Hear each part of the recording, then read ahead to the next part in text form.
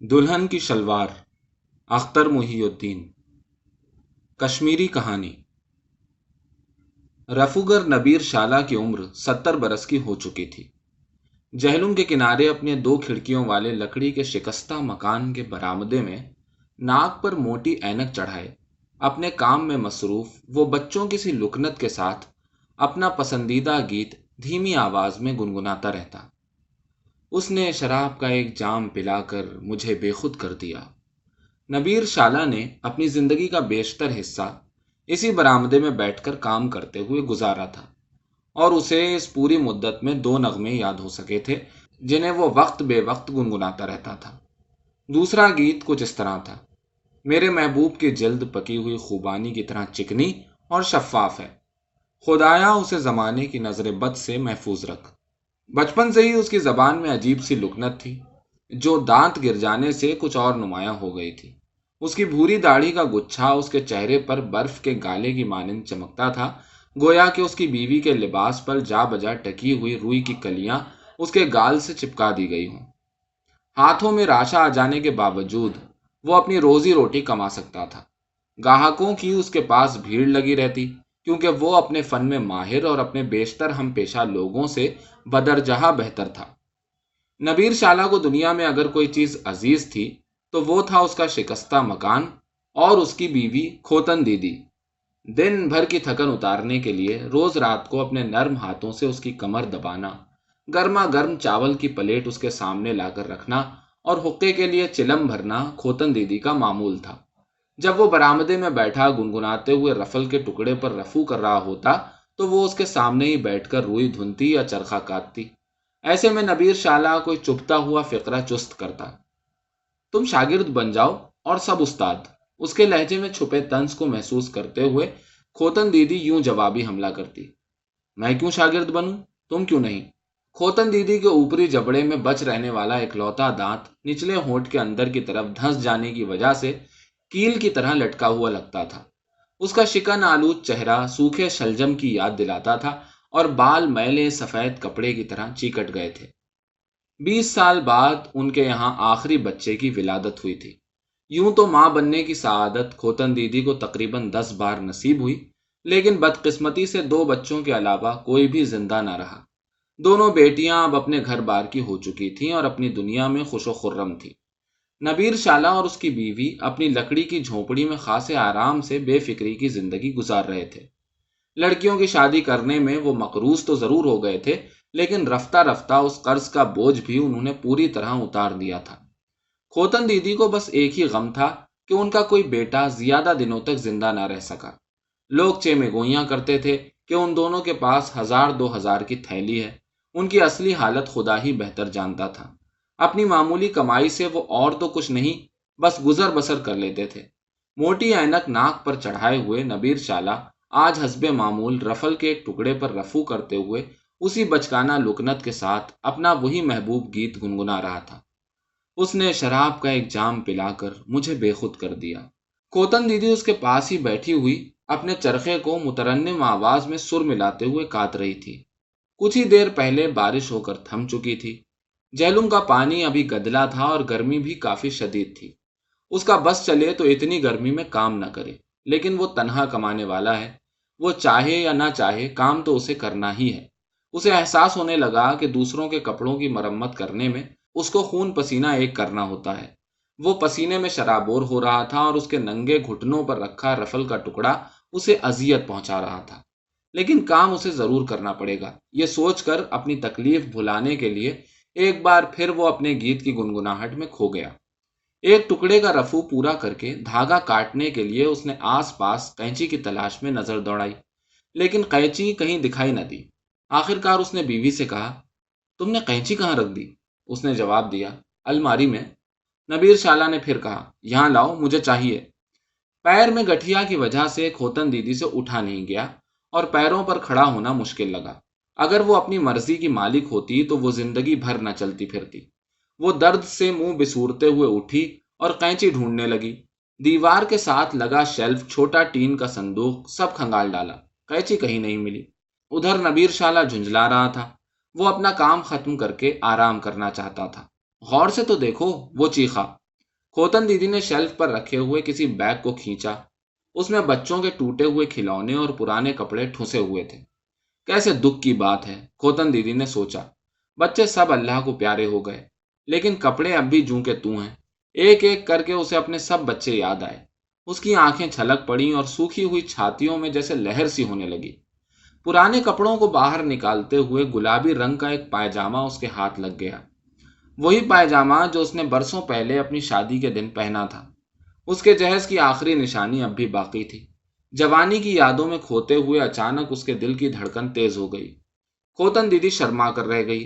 उसने शौहर की निगाहों से शलवार को छुपाने की बहुतेरी कोशिश की, लेकिन उसका सुर्ख रंग दावत नजारा दे रहा था। वो सर से पांव तक शर्म में डूब गई। उसका दिल किसी दोशीजा की तरह धड़कने लगा और जिस्म में जैसे अंगारे दहकते हुए महसूस होने लगे।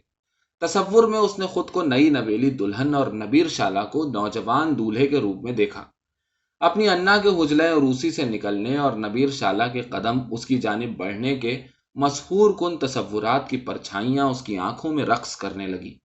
एक लम्हे के लिए नौजवान और बांका नबीर शाला फिर से उसके सामने खड़ा था। उसने कनखियों से अपने शौहर की तरफ देखा, जो जबान टरखाते हुए हस्बे मामूल बेफिक्री से अपने गाने में मस्त था। उसकी जिल्द पकी हुई खूबानी की तरह चिकनी और शफाफ है। फर्न और पश्मीना की चादर में सचमुच वो नौजवान नजर आ रहा था, और उसके सर पर नफीस मलमल की पगड़ी ताज की तरह सजी हुई थी। एक तरफ नबीर शाला था, जैसे अभी मंडवे से आया हुआ नौशा। दूसरी तरफ वो दुल्हन अहमकाना ख्यालात में उलझी और घबराई नबीर शाला की छेड़छाड़ के तसव्वुर में महव थी। तरगीबाना लहजे में नबीर शाला ने उससे कहा, तुम वो शलवार क्यों नहीं पहनती? खोतन दीदी फिर शर्मा गई। उसने कोई जवाब न दिया। अपनी बात जारी रखते हुए नबीर शाला ने कहा, पहन भी लो, आखिर क्यों नहीं? रफू तलब कपड़े का टुकड़ा एक तरफ रख कर वो उसके पास आ गया और जज्बाती अंदाज में कहने लगा, तुम हिचकिचा क्यों रही हो? शलवार पहन लो, तुम हसीन औरत हो।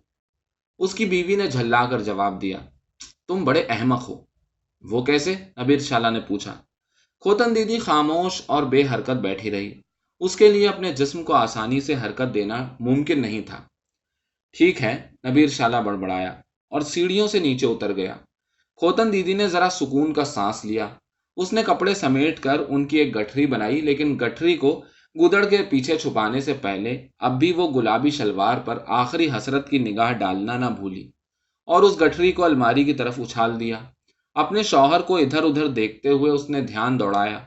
वो कहाँ जा सकता है? मगर अपने दिल में वो पछता रही थी कि नबीर शाला ने जबरदस्ती उसे शलवार पहनने पर मजबूर क्यों नहीं किया। नबीर शाला को अपना पुराना गीत गुनगुनाते हुए वापस आए कुछ वक्त हो चुका था। खोतन दीदी को अब पशेमानी का एहसास हो चला था, और जब भी उसे अरूसी शलवार का ख्याल आता वो शर्मा जाती। जवानी की यादों का ताज़ा करना उसके लिए आसान न था, लेकिन नबीर शाला तफरीह के मूड में था। वो आहिस्ता से गुनगुनाते हुए सीढ़ियों से ऊपर आया और आध सेर बकरी का गोश्त खोतन दीदी की तरफ बढ़ाते हुए उससे पूछा, क्या तुमने वो शलवार पहन ली? और फिर कुछ रुक कर बोला, तुम कितनी जिद्दी औरत हो। तुम्हें शर्म नहीं आती इस उम्र में बंदरों जैसी हरकत करते हो? बीवी ने फटकारा। शर्म? नबीर शाला चिल्लाया, क्या हम मियाँ बीवी नहीं हैं? खोतन दीदी ने गुफ्तगू का रुख बदलने की कोशिश करते हुए सवाल किया, ये गोश्त किस लिए लाए हो? पकाने के लिए, और किस लिए? खोतन दीदी को दफतन ख्याल आया कि उसके तो एक ही दांत है और नबीर शाला तो बिल्कुल ही पोपला है। गोश्त वो खा नहीं सकता। लेकिन नबीर शाला भी अक्ल का पूरा था। उसने कहा, इसे खूब उबाल कर नरम कर लो ताकि आसानी से चबाया जा सके। लेकिन तुमने अभी तक वो शलवार नहीं पहनी। वो बच्चे की तरह मचल गया। उसे अपनी तरफ खींचने लगा। उसका हाथ छोड़ने को किसी तरह राजी न था। आखिरकार वो राजी हो गया और कहा कि वो उसे शलवार बदलने की मोहलत तो दे दे। नबीर शाला कमरे से बाहर निकलकर गोश्त हाथ में लिए हुए नीचे उतर गया। खोतन दीदी ने दरवाजा अंदर से बंद किया और कपड़ों की गठरी को खामोशी से खोलकर शलवार में अजार बंद डाला और उसे पहन लिया। उसको जैसे पर लग गए। एक लम्हे के लिए अपने जोड़ों के दर्द से बेनियाज होकर नीचे आई और नबीर शाला को सामने पाकर एकदम से ठिठकी। अगर कोई उन्हें इस हालत में देख ले तो क्या कहेगा? हाय अल्लाह, इस उम्र में उसे क्या हो गया है? खुदाया, क्या होने वाला है?